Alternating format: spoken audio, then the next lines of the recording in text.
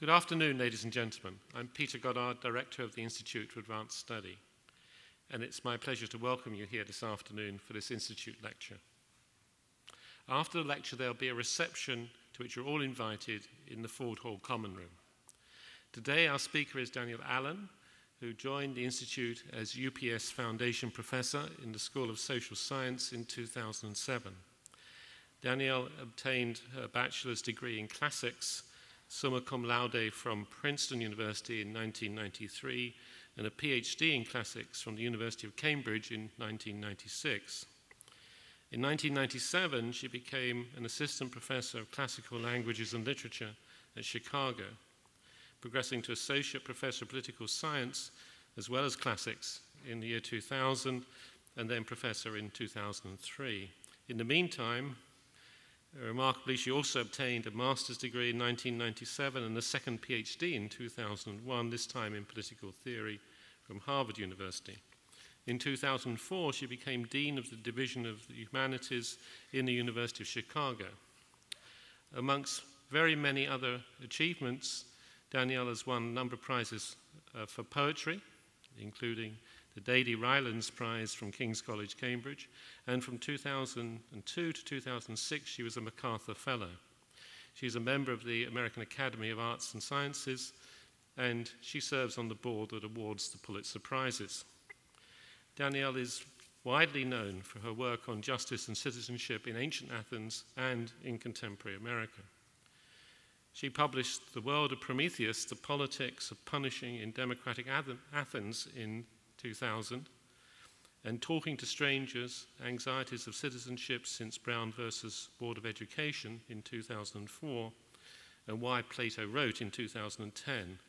At present, amongst a number of topics, she's working on books on the Declaration of Independence, citizenship in the digital age, and education and equality, and that is her title today, as you can see, Education and Equality. Danielle.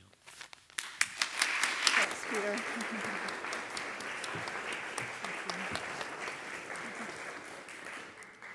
Thank you very much, Peter, for the warm welcome, and thanks to all of you for coming this afternoon to think with me about the topic of education and equality. We talk more often about inequality these days, so in some sense I'm turning a set of questions the other way around. But education and equality are two concepts that are very frequently paired in the policy world as people pursue educational reform. And I want to begin by giving you a few examples of those pairings. So there's an organization called the Education Equality Project, which has brought together people from across the political spectrum.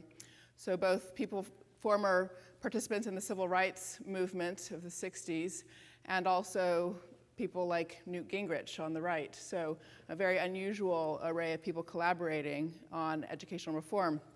This is from their website mission statement. 56 years after Brown versus Board of Education, 42 years after the assassination of Dr. Martin Luther King Jr., and 27 years after the publication of A Nation at Risk, we must confront a shameful national reality.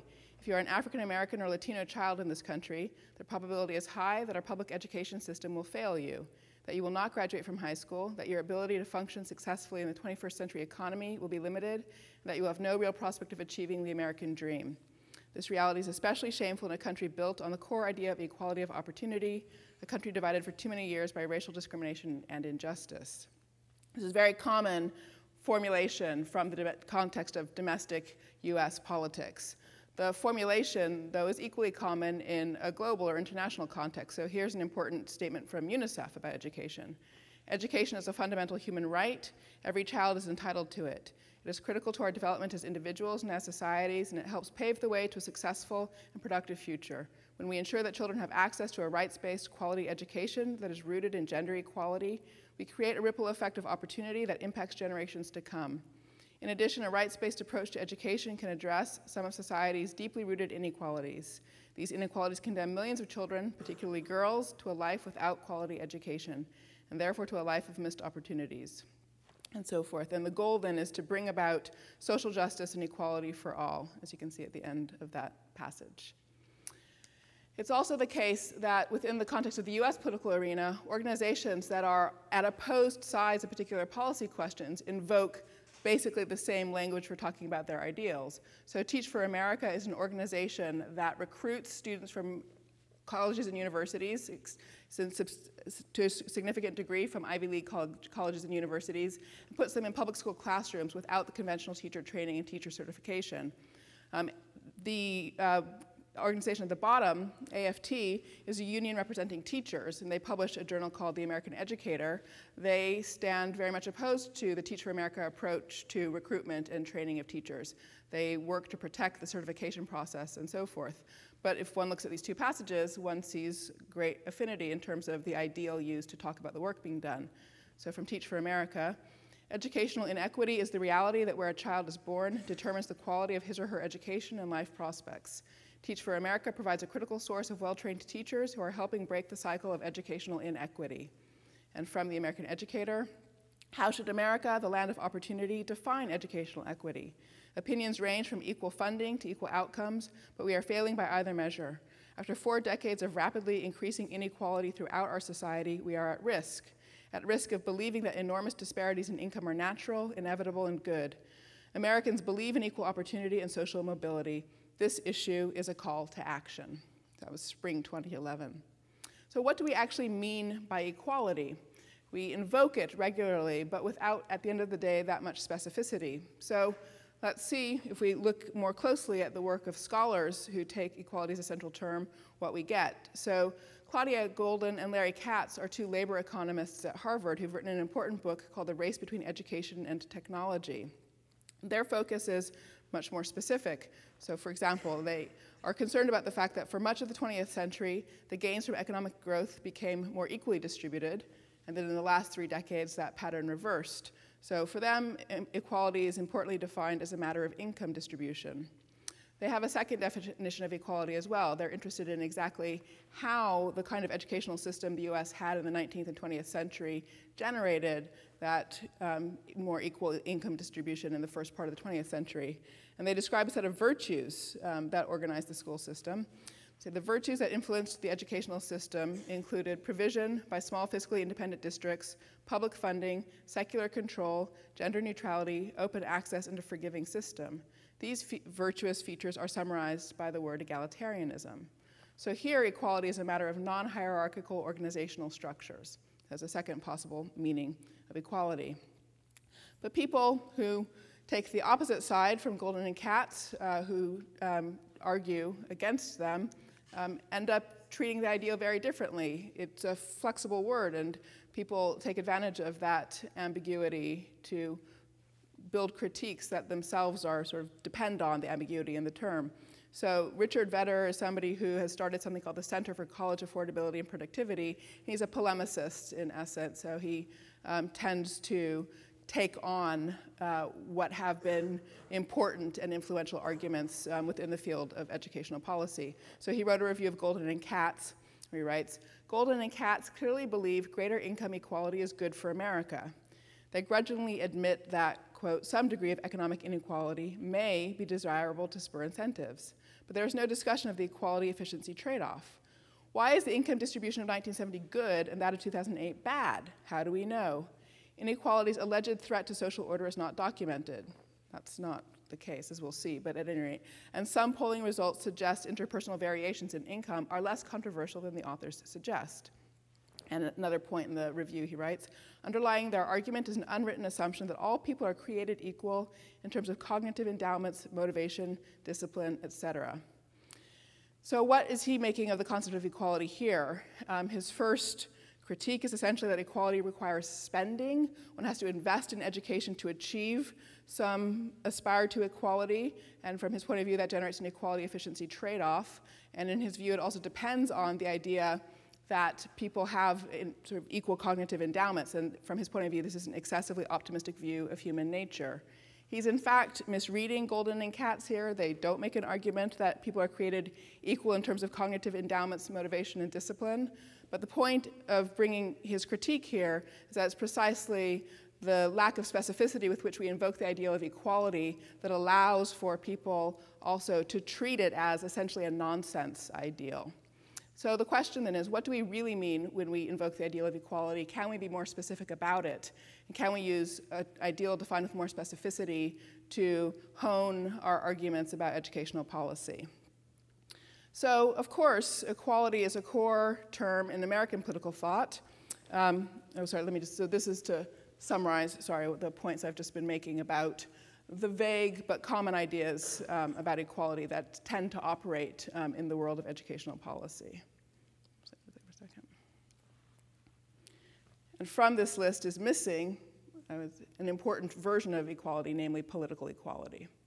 So that's what we'll be talking more about. So, as I was saying, equality is, of course, a founding term for the US political order and for how we in this polity think about what we are trying to do. We hold these truths to be self-evident, that all men are created equal, that ... But I think this phrase is one that commands very little authority these days. That is, most people either don't understand it or understand it in ways like the Vedder interpretation, that it means something like all people have the same set of cognitive endowments and so forth, and therefore dismiss it as obviously falsifiable. And so we have a bit of a challenge in terms of thinking about the idea of equality. It's a challenge that Bernard Williams, the philosopher, has articulated quite well. And so I apologize for giving you another long passage, but I'm going to read this one out as well. Williams describes the challenge this way. The idea of equality is used in political discussion, both in statements of fact, or what purports to be statements of fact, that men are equal, and in statements of political principles or aims, that men should be equal, as at present they are not. The two can be and often are combined. The aim is then described as that of securing a state of affairs in which men are treated as the equal beings, which in fact they already are, but are not already treated as being. In both these uses, the idea of equality notoriously encounters the same difficulty, that on one kind of interpretation, the statements in which it figures are much too strong, and on another kind, much too weak. And it is hard to find a satisfactory interpretation that lies between the two. So the too strong version would be one in which we make the case that equality means that everybody must have exactly the same of everything. Same income, say same number of years in school, same scores that result from their schooling. That is the too strong interpretation that people often hold up to criticize equality. And then the too weak version is one that says it's simply a trivial idea, that to say human beings are equal, sort of as human beings, doesn't get you very far. So then in the second part of the passage, Williams does a good job of explaining how the interpretation that can seem too trivial, in fact, is very useful. So I'm going to read this as well. The factual statement of men's equality was seen, when pressed, to retreat in the direction of merely asserting the equality of people as people, and this was thought to be trivial. It is certainly insufficient, but not, after all, trivial. That all people are human is, if a tautology, a useful one, serving as a reminder that those who belong anatomically to the species Homo sapiens and can speak a language, use tools, live in societies, can interbreed despite racial differences, etc., are also alike in certain other respects more likely to be forgotten. These respects are notably the capacity to feel pain, both from immediate physical causes and from various situations represented in perception and in thought, and the capacity to feel real affection for others and the consequences of this, connected with the frustration of this affection, loss of its objects, etc. The assertion that men are alike in the possession of these characteristics is, while indisputable, and it may be even necessarily true, not trivial, for it is certain that there are political and social arrangements that systematically neglect these characteristics in the case of some groups of men, while being fully aware of them in the case of others. So what I'd like to do now is to proceed to give the ideal of equality greater specificity for exactly this purpose, then, of holding existing political and social arrangements against the specificity of the ideal. And to do that, I am actually going to simply turn back to the Declaration of Independence, which I think has a richer and deeper account of equality in it than is usually acknowledged. So the first place that equality comes up is not in the famous phrase that I already quoted, but just in the very first sentence of the Declaration. When in the course of human events it becomes necessary for one people to dissolve the political bands which have connected them with another, and to assume among them the powers of the earth, the separate and equal station to which the laws of nature and of nature's God entitle them, then they have to go on and explain their reasons, is the end of that sentence. But so the important point here is that equality is evoked first in the document in order to describe the relationship among states, that states are each other's equals as agents on a world stage. Now that kind of equality obviously ignores material inequalities that affect the level of power that any given state has in a set of interactions. But the important point here is that the state stands as an agent with a claim to its own territory, to status, to make war, not make war, to defend its actions within an international sphere, and that there's no difference, even despite material differences between them with regard to this capacity for agency. So that the claim here, of course, is that these 13 little colonies, which do not have the economic might of a Spain or a Britain, can nonetheless be the equal to them. So this is essentially a principle of non-domination. Despite material inequalities, agents have status in regard to each other such that none has the right to dominate the other. So this is the first facet of equality introduced in the Declaration. The second is, of course, the phrase that we started with and that everybody knows, but we very rarely read the whole of the sentence, so I'd just like to do that for a moment. We hold these truths to be self-evident, that all men are created equal, that they are endowed by their Creator with certain unalienable rights, that among these are life, liberty, and the pursuit of happiness, that to secure these rights, governments are instituted among men, deriving their just powers from the consent of the governed, that whenever any form of government becomes destructive of these ends, it is the right of the people to alter or to abolish it, and to institute new government, laying its foundation on such principles and organizing its powers in such form as to them shall seem most likely to affect their safety and happiness. The point of reading the whole sentence is that the initial idea that all men are created equal doesn't stand apart from these claims about government and the relationship between government and human happiness. So all men are created equal in that they pursue their happiness, in effect, and they do that collectively, that is to say, through governments, and consequently, the governments are a tool that each individual holds equally with the others, and therefore has an equivalent right in relationship to the government to alter or abolish. And the point of describing that relationship between the individual, their pursuit of happiness, and their access to tools to achieve their happiness is that, in essence, what's being described here is a notion of equality that is a principle of equal opportunity. So it's an equal opportunity of all agents to use the single best tool available for pursuing happiness, which is to say government and politics. A third facet of equality in the Declaration is something that I call the principle of epistemic potluck. So what exactly is this?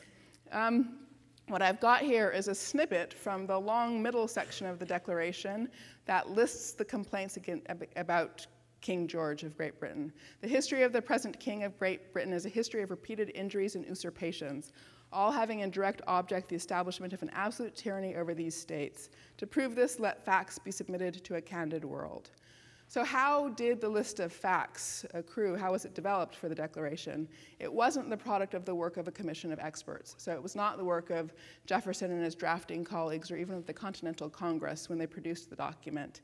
Instead, throughout the colonies over the preceding period of years, there had been a variety of kinds of conversations and networks of conversation that had identified sets of complaints, sets of wrongs, processed them, sorted them out, pulled them together into essentially a unified account of the kinds of things that a sovereign power should not do to subjects. So, in other words, it was a democratic network of conversation that generated the list of complaints and refined its intellectual content. So this requires expecting that you can acquire, accumulate, and process knowledge that's beneficial to the polity through democratic means. So the phrase principle of epistemic potluck I use because it captures, in some sense, the first argument that was made about the democratic character of successful knowledge, or the fact that democratic knowledge gathering can be highly successful. And this was an argument that Aristotle made against Plato's commitment to the role of expertise in politics. Aristotle's argument was essentially that The reason we like to have big juries with lots of people participating, lots of people voting, is because it's something like a potluck. When everybody's bringing a different dish to the feast, we'll end up with a much better feast than if we left it in the hands of the expert to design the feast. So the principle of epistemic potluck is also built here into the Declaration. So the next one is the principle of reciprocity. And this one comes in very subtly toward the end of the Declaration. After the list of complaints the drafters wrote, "In every stage of these oppressions, we have petitioned for redress in the most humble terms. Our repeated petitions have been answered only by repeated injury. A prince whose character is thus marked by every act which may define a tyrant is unfit to be the ruler of a free people." Now, it's true that this set of sentences describes the relationship between a king and ordinary subjects, and so in that sense does not capture a moment of equality. But the sentence itself is very carefully defining the kind of equality that needs to be in play in the relations between people in order for freedom to obtain. And this is an equality in which when one person does injury to another, the other person can push back and achieve redress, so that there can be a balancing of agency, again, in the relations between people. And the sentence is crafted in a way to bring out this notion of balance and reciprocity. If you pay attention to where the sentence starts, "We have petitioned for redress in the most humble terms," what we've got actually is a sentence with 10 words. 1, 2, 3, 4, 5. And then that's followed by another sentence with 10 words. "Our repeated petitions have been answered only by repeated injury." So Jefferson has rhetorically built the importance of balancing in human interactions into the sentence to underscore that a principle of reciprocity is integral to the capacity of agents to achieve freedom for both and therefore equality in their relationship to each other. So equality is the ground of freedom is the important point being made in this small set of sentences. So, and the reason I underscore that is because it's to reverse the relationship that is very often claimed in our political discourse, where freedom is prioritized before equality, and equality is treated as a limit or constraint on freedom. I'm arguing instead that equality itself is the ground of freedom. And then lastly, the fifth facet of equality in the Declaration comes in the final sentence. "And for the support of this Declaration, with a firm reliance on the protection of divine providence, we mutually pledge to each other our lives, our fortunes, and our sacred honor." So the collective action initiated by the Declaration here clearly depends on a communitarian commitment to an egalitarian sharing of difficulty and prosperity. That egalitarian sharing grounds the social bond that makes it possible for this group of people to set up a polity together. So I identify this as a principle of co-ownership, a shared ownership of the polity, and a commitment to the polity here of our lives, our fortunes, and our sacred honor. So what can we do with these 5 facets of equality? Each of these principles, I would argue, represents a capacity that it is the job of democratic government to secure and enable, not merely as a matter of respecting rights, but for the sake of establishing free government on the strongest possible footing. So again, that's to deepen my argument that freedom rests on equality rather than it's being the case that equality is a constraint on freedom. Okay, so what's happened to income inequality in all of that? So income inequality is linked in terms of empirical analysis to a range of factors, including lower educational performance, lower levels of trust, higher levels of mental illness, and lower social mobility. These are just some of the factors that income inequality is linked to. Crime, homicide rates, all other kinds of things as well come in here. But the important point, the reason I pulled these out is because each of these phenomena undermines one of the facets of equality that I just mentioned. So, for example, lower levels of trust undermine the principle of co-ownership and the ability of people to generate and maintain a communitarian commitment to each other. Lower educational performance undermines the principle of the epistemic potluck. Higher levels of mental illness undermine, in fact, even the principle of reciprocity. So there's a way in which income inequality in itself undermines the 5 facets of political equality that I was just detailing. So can the 5 facets of equality clarify any of our policy debates? And again, I'm focusing on education, so the relevant policy debates are all going to come from the world of education. So first of all, there's a debate about college education. How many people should go to college? There is a part of our public discourse at present which is arguing for trying to get everybody a college degree, in the same way that in the middle of the 20th century we move forward to trying to achieve universal high school degrees. I think that we can use the principles that I just described to clarify this. Equal opportunity, that principle, requires that at some point that we are achieving a universal education that prepares people to participate effectively in politics. So I would argue, though, that the level at which we can achieve universal education is to the age of 18, the point at which people enter into the political realm.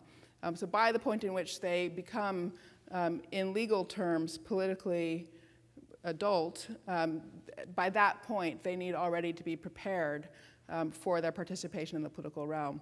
So what that means then is that universal participation in what's available through education is an incredibly important policy goal to this day. That requires working really in the ages 0 to 4 rather than working above age 18. So at present, our K through 12 system does not bring people to the age of 18, leaving them ready to participate in the political realm. And a lot of the research done on why that's the case relates to the fact that we don't have essentially universal schooling, universal school opportunities between 0 and 4. So that's the missing piece, I would say, of the picture of what we should be doing in universal education as opposed to the college piece. The principle of non-domination reinforces this. By age 18, if people are going to be in a position to escape domination, they need to be able to function both economically and politically. So functioning economically requires either success in college or the achievement of a job at age 18, and functioning politically requires, to repeat, participatory readiness. So the principle of non-domination would mean that a shift in our discourse about education, whereby we focus not merely on college and job readiness as the outcomes we're seeking for K through 12 education, but also on participatory readiness. But then the principle of the epistemic potluck pushes in the other direction. So in other words, the first 2 principles that I've invoked here focus on what has to be done by age 18 and focus on universal education to that point. The epistemic potluck, the idea that one can generate successful knowledge and that one can generate institutions but also social practices that successfully produce the knowledge democracy needs to function well in a democratic fashion by opening up beyond the context of expertise to democratic modes of knowledge formation. That view suggests that we also do want to have as well-educated a population as is actually possible. So that leads to the more the merrier view of the debate about who should go to college. So although then I wouldn't argue that we need to be trying to get everybody to college, it does seem to me still important to try to make sure that everybody who is ready to do that, wants to do that, is able to do that. So we should still be trying to lift the numbers of college graduates. So we're at about 30% now. We should be trying to move that dial up to 35%, 40%, something like that. A separate issue is one that's come to be called the participation gap. And this is simply the fact that people who go to college participate in politics at a much higher rate than people who don't. This is also true across the income distribution, but the relationship between education and political participation is even stronger than the relationship between income and political participation. So there's a sense in which going to college has become a proxy for political education. So this ties in with the previous point. The principle of non-domination would indicate that high school should already provide participatory readiness for students. So whatever it is that we're doing in college that is engaging people in the political system and political process is something that we need to be able to do already in the K through 12 system.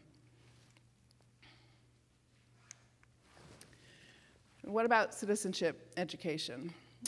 So given that I'm now arguing that we need to think about exactly how we engage people in politics at a younger age, then one has to say more about what that actually takes in terms of the content of an education. So here I would point to 3 of the facets of equality as giving us some guidance for what we would want to build into citizenship education, starting with reciprocity. In order to support the development of people's ability to participate in practices of reciprocity, to enact practices of reciprocity with each other, we need to pay attention both to verbal skills and to legal and moral knowledge. By verbal skills, I'm not referring to literacy. I'm not referring to oral skills. I'm referring rather to the ability to use language, whether in writing and reading or orally. So in other words, it's a capacity to use language to identify problems, to identify perspectives, the perspectives of different players, to identify the pattern of losses and gains that will accrue to different participants in a particular interaction for the sake of finding resolutions. And it's a highly sophisticated form of verbal interaction, and one that we don't currently think of as we think about how we develop curricula in the area of language arts. By legal and moral knowledge, I'm referring to a point that's been made in the course of important work done in New York State under the banner of something called the New York Campaign for Fiscal Equity. And this has been the effort of people pursuing school financing equity in New York to pursue a clearer definition of New York State's right to a sound basic education. So although there's no right to education in the US Constitution, roughly 40 states do have a right to education built into their state constitutions. And so this has become the point at which it's possible to make legal arguments for a richer account of what should be done in the realm of education. And in the New York case, what happened over the course of the last 10 years was there was an argument about whether or not a sound basic education, what level counted as a sound basic education. And the governor's office was arguing that it was an 8th grade education. And the legal work done by the Campaign for Fiscal Equity argued instead that it was an education that equipped a person to be a voter and a juror. And the account of what it takes to be a juror that they built into their case was quite detailed and specific. So they pulled out examples of oral arguments and analyzed the syntax made by the lawyer, of the arguments made by the lawyers in those cases, and then used that quite complicated, sophisticated syntax as the baseline for the level of education that needed to be achieved. So by doing this work, they were able to defeat the governor's argument that 8th grade should be what counted as where the right to education lay, and to achieve instead a ruling from the state's Supreme Court, in effect, that it should be at 12th grade. But more importantly, what they did was give quite specific content to what should be achieved by this point. In addition to these points about syntax and language capacity and so forth, they also, of course, had to make points about the kinds of knowledge a juror needs in order to make judgments in a court case. So although in a court case, laws are given definition by the lawyers, by the judges, and so forth, participants are bringing to their practice of judgment their own understandings of concepts like fairness, reasonableness, and so forth. So that kind of knowledge then is something that, in the case of New York at any rate, is now we can point to as a right to an education that helps cultivate that kind of legal and moral knowledge. And that kind of knowledge is necessary to engage effectively in the practices of reciprocity as I described them. The principle of the epistemic potluck points in a similar direction, so I won't go through all of that right now. And the principle of co-ownership does as well, with, I would say, an additional emphasis on something that researchers have begun to describe as soft skills, conscientiousness, perseverance, sociability. In particular, as an economist at Chicago named James Heckman, who's been arguing for the importance of soft skills to education.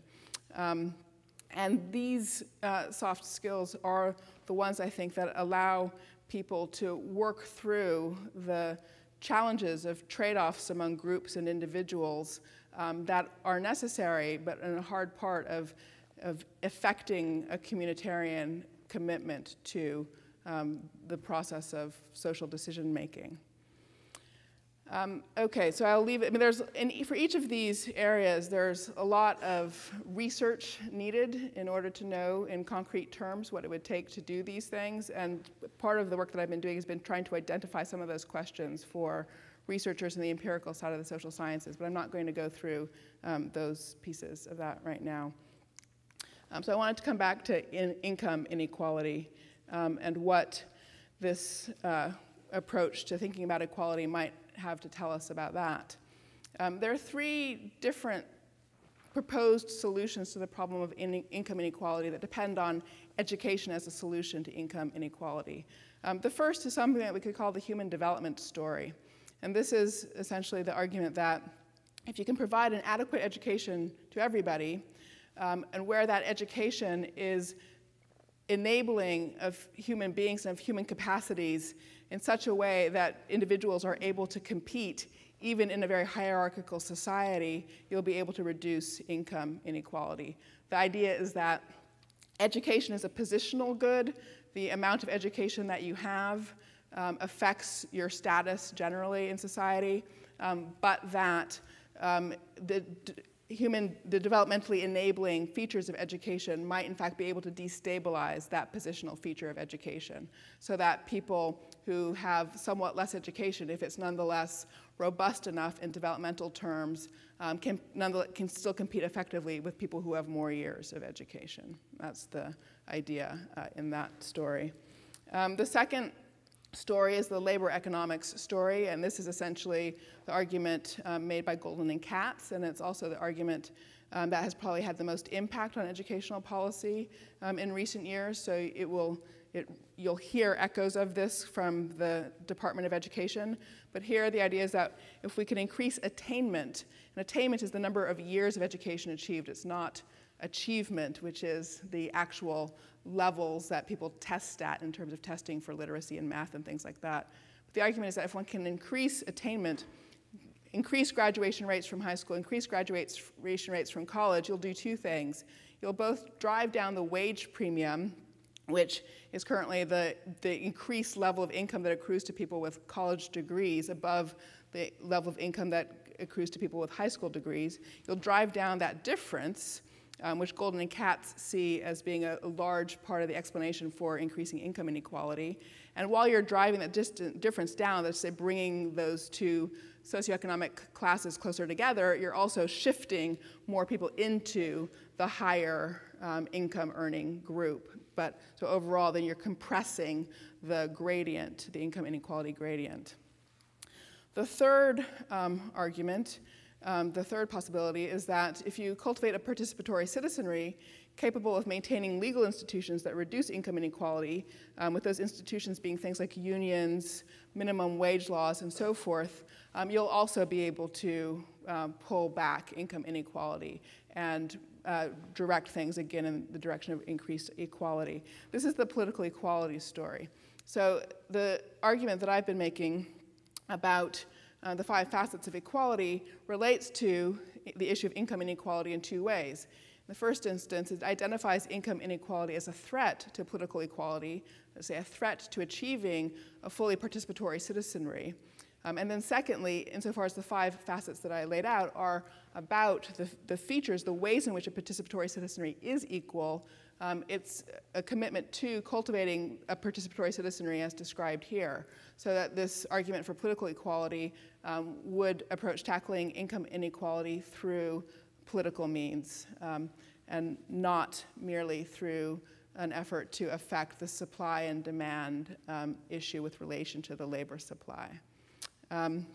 So let me, I'm sorry, that's repeating that a little bit. Let me bring this to a conclusion what have I been doing exactly then in directing our attention to political equality in contrast to income equality or socioeconomic equality? My suggestion is that basically by foregrounding political equality, we can effect for ourselves something like a vision correction. So this is not to change the game entirely as far as what we talk about in the world of education policy, but again, just to effect a vision correction. Focusing on political equality would allow us to draw on our political traditions more effectively. 19th century achievements in education rested on a commitment to and pursuit of political equality. This was extremely productive for what happened with both education and equality at the end of the 19th and first half of the 20th century. Thirdly, political equality is a more capacious ideal than relative income equality, and itself requires addressing income inequality. So in addition to requiring us to address the income questions, it requires us to address more broadly the questions of whether or not we can achieve participatory readiness for citizens with all that flows from that. So then lastly, an ideal of political equality, as I said, directs our attention to participatory readiness in addition to college and job readiness, and so more directly focuses attention with regard to educational policymaking and curriculum development on soft skills. That's a very specific result for the world of education policy. But the broader point is that to focus on political equality requires us to track whether we're achieving equality not merely in the domain of income, but also in domains like knowledge production. Are we achieving something like the democratic epistemic potluck, or have our structures of knowledge generation and formation become too closed? It requires us to track whether or not as a society we are able to develop and maintain communitarian commitments to each other, whether we have the capacity to build trust that allows for turn-taking at loss in the political arena, and that requires acknowledgement of loss where that's occurring, and so forth. The ideal of political equality gives one more things to pay attention to as one works on trying to build and protect or recover democracy than does the ideal of income equality. So I'll leave it there.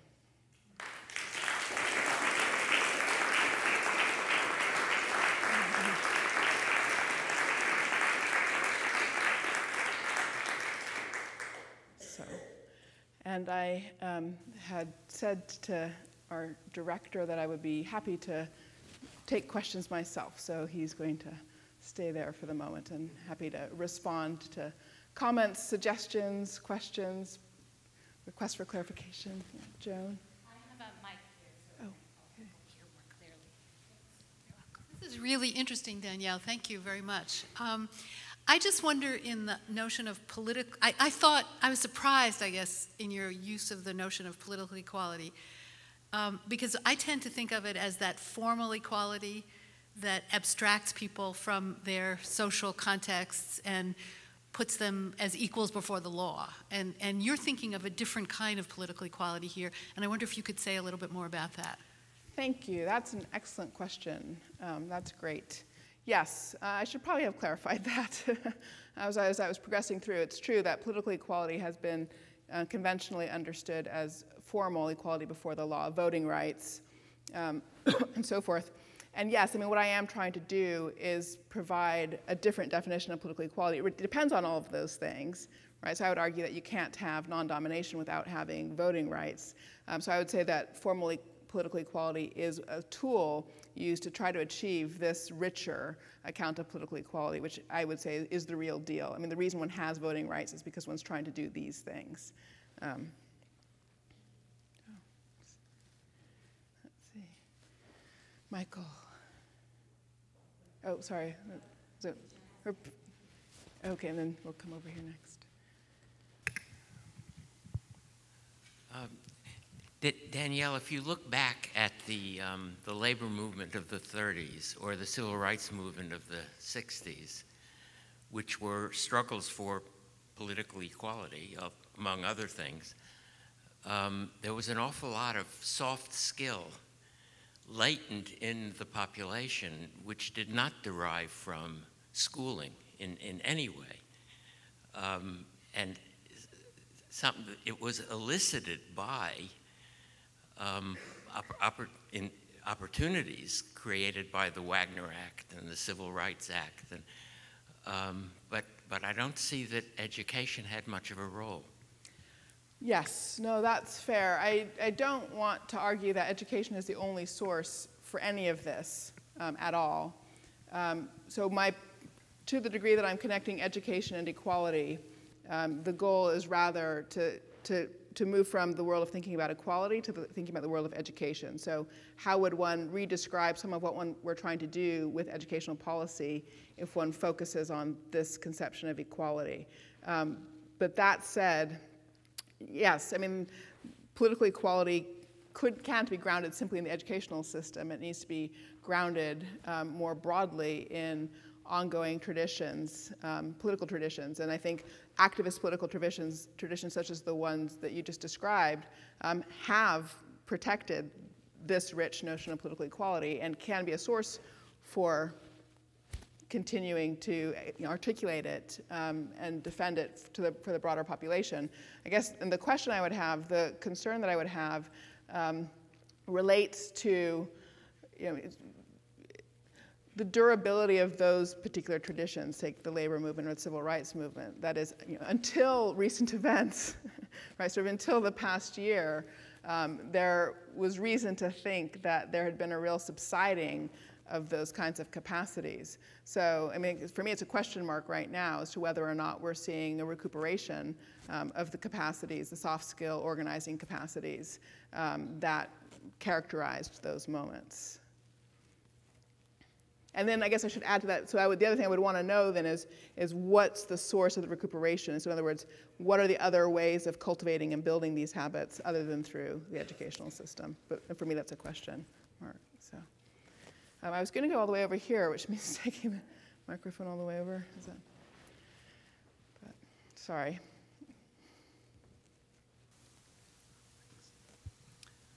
So first of all, Danielle, thank you for such a wonderful talk.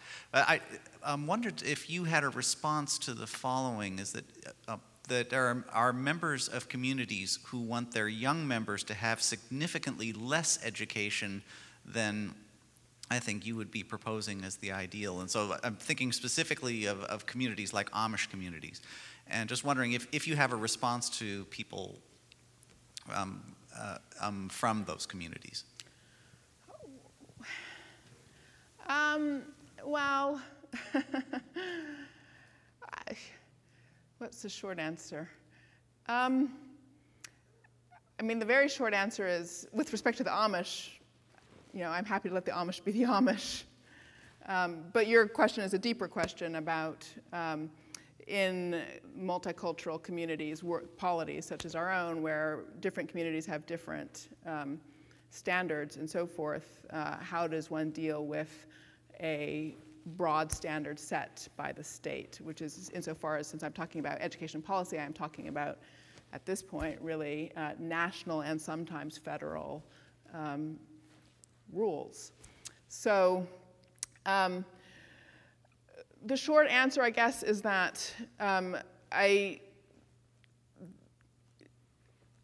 think that it's reasonable for democracies and other social forms, but democracies are the kind that I consider legitimate, to pursue their self-preservation qua democracies, so that what the basic content is of maintaining a democratic citizenry becomes something which it is legitimate to work to make available and effective through the state's school system.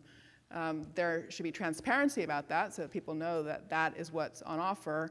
And although I am arguing for, as I said, what I call sort of a richer account of political equality, I still consider it, at the end of the day, a minimalist conception in relationship to, say, conceptions of the good life that any particular community might have. That is, there are certainly contexts and communities where one or another of these principles would be in violation with a principle that the community holds. So the most obvious would be the principle of non-domination, which probably conflicts with gender norms in some communities. But nonetheless, that's a place where I would say the democratic state has a right to make democratic education the basis of its state schools, and then one negotiates in particular communities and at the margins about how to deal with the relationship between a community and its schools. Eric.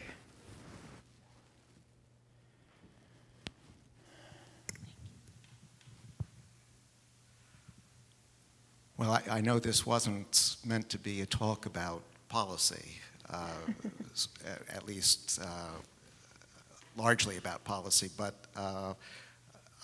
there were a few points where specific policy came up to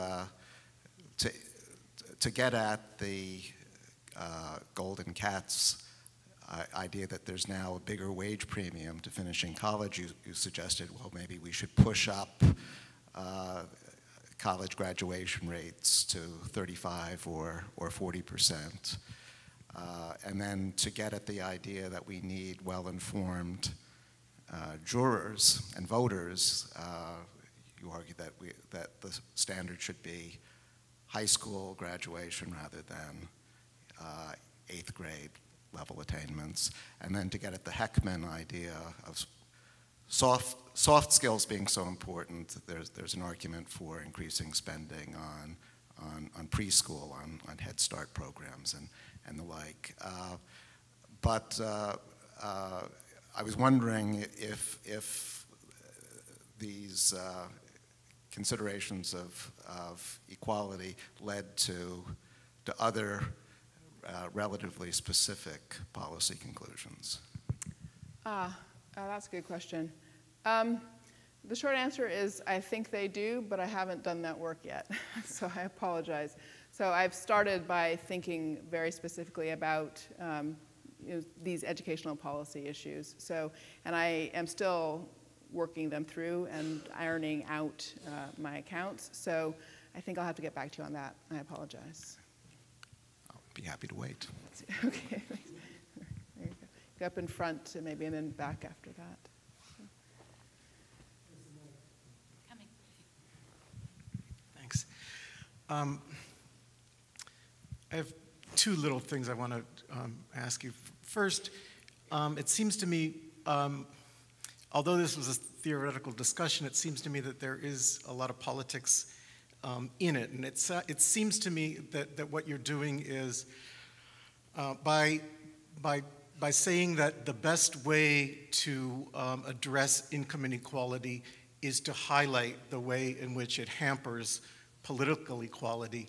It seems to me that built into that is your knowledge that political equality is a well-recognized foundation of American life, whereas income inequality, about 50% of our population believes is evil. And to what extent does that knowledge enter into your choice of strategy? The other thing is about the way you discuss political participation. It seems you're focusing entirely on, well, no, it makes sense since this is a talk about education, you're focusing on the abilities of citizens to participate, the skills that they develop. But it seems to me incomplete but you're sort of assuming that the system, the political system exists in such a configuration that when people participate, their participation is effective. And that's not universally agreed by any means. And it brings up issues like the Citizens United case and what's being said now about lobbying and so on. Maybe you could say something about that. Thank you. Terrific questions. So with regard to the first, I didn't make the link between income inequality and political equality for strategic purposes. Okay, now somebody can try to investigate my psyche and my biography and see whether or not my own self-conception is valid or not. But I was pursuing the question theoretically. I didn't start out by asking the question. I'd like to do something about income inequality. What's the right way of doing that? I did pursue the structure of questions that I laid out here, namely, everybody invokes equality. What do people actually mean by that? That's pretty vague. What might we mean more specifically? What are the possible sources of alternative meanings? And there's sort of lots of reading. I happen to pick the Declaration as a way of elucidating political equality, and mainly because of its absence in the conversation. And then it becomes very clear, if you focus on political equality, that it is connected to income inequality. So one needs theoretically to talk about the relationship between those two things. And I think there's a lot more that could be said about the relationship between them. And the Citizens United case and issues of lobbying are certainly part of it.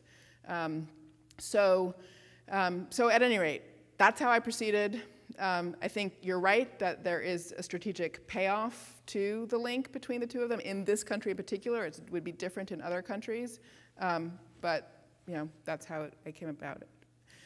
With regard to the issue of the effectiveness and efficacy of participation, I think there are sort of two pieces to the puzzle. I mean, one is to say, yes, one needs to look at the institutions of participation also and to judge whether or not, and investigate and make arguments about the places where we need reform for the sake of making participation viable. But at the same time, yes, thanks. At the same time, though, I wouldn't want to limit our consideration of participation and effectiveness to formal institutions. So this is like the question Joan asked about formal political equality. So formal political equality maps onto the use of a set of formal political institutions. In important ways, those institutions are broken and don't allow for equal participation. And that's a question that needs to be investigated. But at the same time, I think there are alternative modes of participation, some of which we're starting to see, right? Alternative modes of bringing pressure to bear on opinion leaders, policymakers, and so forth. And so the question I'm interested in is as much one of how does one prepare people to be inventive in that sort of way as well, to see the opportunities to make, and use power for the sake of ensuring their own equality that may reside outside of formal political institutions. Sure, let's go all the way to the back, because otherwise I'll feel like I'm, being unfair. Thank you for a really interesting talk. I really like the way that you proceeded, starting with the Declaration of Independence. This seems to me the kind of internal social criticism that Michael Walzer has written so eloquently about. But I'm a comparative historical sociologist, and so I have a comparative historical question for you, which is if you started somewhere else and you were to start with, say, the French Declaration of the Rights of Man and the Citizen or the UN Universal Declaration of Human Rights, do you expect that you would derive the same or a similar or at least an overlapping set of principles, or do you think that you would get a different set of principles? And so the question is really how closely tied are these 5 principles to American political traditions as opposed to democracy more generally? Right. No, that's a good question, and fair enough. And that ties into the previous question about theoretical versus strategic, in the sense that I did, as a theoretical matter, decide to ground my investigation in a pre-existing tradition, right? Sort of in that sort of pragmatist way. So if one were doing simply, so yes, I think that the picture would look somewhat different coming out of different traditions, definitely. And I would let Joan speak more to the French case, but what that might look like. And I think it also looks somewhat different than if one were doing an abstract analytical analysis of the concept of equality. Although I've been doing that too, and to some degree, what's been interesting to me when I went back to the Declaration was to find that more of what I had come to focus on in an abstract analytical way was in the Declaration than I had realized previously. So that's the sense in which I think that particular text has a richer argument in it than we've seen previously. So there's a little bit of back and forth in terms of methodology, but yes, it does mean ultimately that this is a very US oriented picture. So Angelos, and then, sorry. Thank you for this extremely interesting lecture. My question may require a second different lecture, so if this is the case, just say it, don't respond. The question is, what would be different in your talk if you were to consider the United States not in isolation, as you did in a short talk, but in the context of globalization, which affects education, it affects equality, it affects opportunity, reciprocity, and so on. And it also affects education. We live in a globalized world with a lot of mobility and so on. I had somewhat the impression that discussing equality and education in the context of the United States, to draw a parallel, is as if one discusses Athenian equality and democracy in the age of Pericles, ignoring the fact that Athens was dominating in the Athenian alliance. Thank you. Well, I mean, you are tracking my thoughts in the sense I spent this afternoon thinking about globalization and trying to figure out how to, fit it in to this lecture, but decided that I couldn't. So, I mean, that's a huge issue and important issue. I mean, what are the things I would want to? I mean, there are easy ways in which pieces of this are already connected to thinking about that question, right? So the labor economics piece is connected to that insofar as income inequality is not just about a college wage premium, if I understand it rightly, Eric will correct me, but it's also about the fact that at least income inequality in this country is about the outsourcing of a lot of skilled jobs as well as unskilled labor, so that there's a narrower band of skilled jobs presently that are accessible. So it's not entirely clear that if you educated people at higher levels, you'd have the wage premium jobs available for them. That was probably made a hash of that, Eric. I apologize.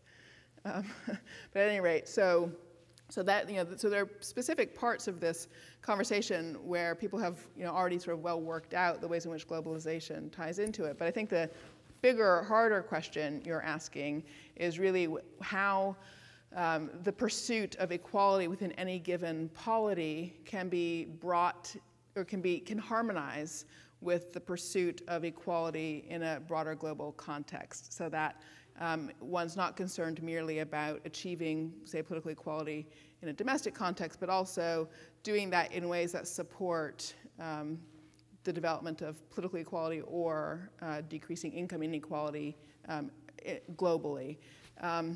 And that's a place where, I mean, I have a lot more thinking to do. I mean, one of the things I've been very interested in events of the past year, as has everybody else, is the interconnectedness of activist efforts around the globe. So the events of the Arab Spring are not separate from the color revolutions in Eastern Europe of some years, or of the Green Revolution in Iran, and they're not separate from the Occupy Wall Street events. So to what degree within that network of conversations is there developing a political account that does put participatory equality at its center and have a way of inflecting institutions to capture that ideal? That's what I don't know the answer to that question, but that's sort of the place that I'm trying to get a better understanding of to see what the possibilities are. So, then up front here. I guess I liked a lot of what you said, and the focus on political equality. What scares me about it, though, is the focus on soft skills, because I'm a special education lawyer, and I work with educators all the time who would much rather teach critical thinking than anything factual, and they particularly love group cooperation and so on. Right. One of the most horrible things in American educational history, I think, was the neglect of project follow-through and research that showed that we did have compensatory education strategies for children in poverty that worked, that were not implemented because they were highly scripted things that teachers didn't like, and they were basically buried by the educational establishment. So whenever I think about soft skills, first of all, I think about diverting effort from things that we do know how to teach, like oral language, reading, math. I think about the kind of pessimism that sits in when people, okay, well, we're not going to get universal early childhood education in America. Does that mean it's too late for teaching pro-social skills to children? And then third, I worry about indoctrination. I mean, I think if we were having more citizenship and education in schools, it probably wouldn't be, think about globalization and how that's destroying your, future in the global environment. I think it probably wouldn't be go occupy Wall Street. So I guess whenever I hear soft skills, I mean, I think it's, obviously we want movements and people becoming politicized, but I kind of like schools sticking to teaching them to read and write and find things that they can think about on their own. Yes. Now, I should be clearer. So I don't by any means mean to argue for replacing teaching reading and writing and quantitative skills and so forth with soft skills. And to some extent, I mean, actually what I'm trying to do is bring the two in relationship to each other. And this is a place, again, where I need to do more work. I've only just sort of started to scratch the surface of the available research, but the intuition that I'm working from, for which there's a little bit of research to support it, is that there's a close relationship between verbal mastery and the soft skills that people like Heckman talk about. That's not the only thing that goes into cultivating sociality, but that is an important part of the relationship. And so I'm wanting to understand that relationship better, because it seems to me that thinking more effectively about teaching in the language arts in particular, and the relationship between teaching in the language arts and sort of not just literacy, but also these capacities of interaction might yield more effective curricula along both axes. That's the thought. Let me remind you that we can now continue this discussion at the reception in Ford Hall. But before we do that, let us thank Danielle for a really stimulating talk. Thank you. Thanks, Peter.